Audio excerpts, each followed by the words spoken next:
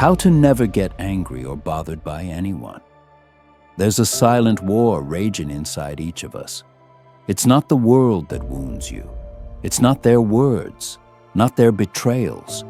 It's your response to them. Anger isn't some foreign invader.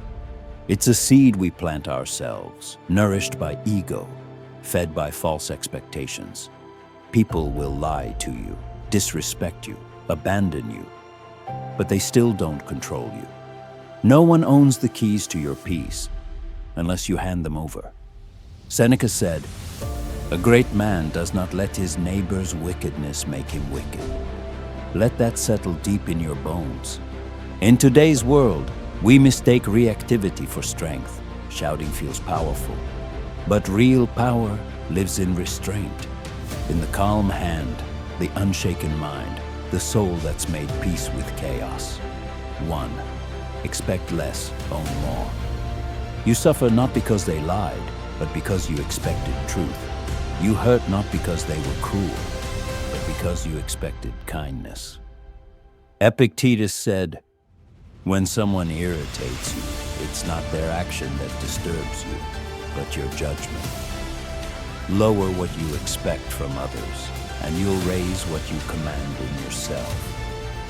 The man who cuts you off isn't your enemy. He's just distracted. The friend who betrayed you wasn't perfect. He never was. Second, observe. Don't absorb. You are not your anger, not your thoughts.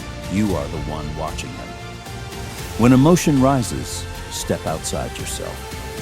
Name it. Watch it pass, like thunder rolling off a mountain. Marcus Aurelius trained his mind like a blade. You don't have to turn this into something.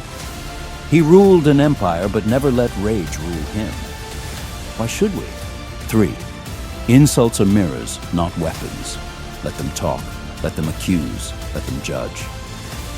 Once, someone insulted Socrates to his face. He smiled and replied, "You clearly know me better than I know myself," and walked on. Why? Because truth doesn't need defense. Lies don't need correction. If their insult is true, use it. If it's false, ignore it. Either way, you win. 4.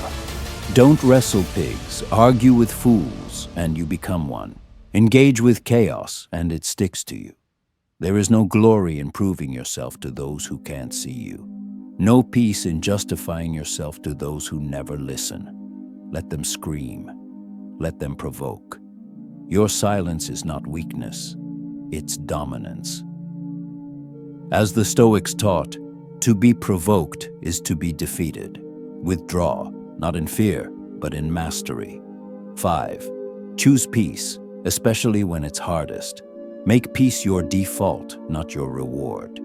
It's easy to retaliate, but real power is choosing calm, while every nerve in your body screams for war. We're not here to be liked, not to win arguments.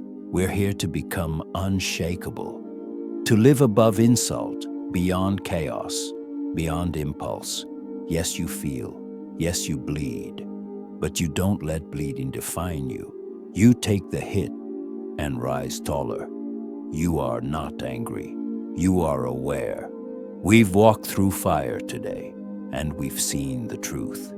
This was never about them. It was always about us.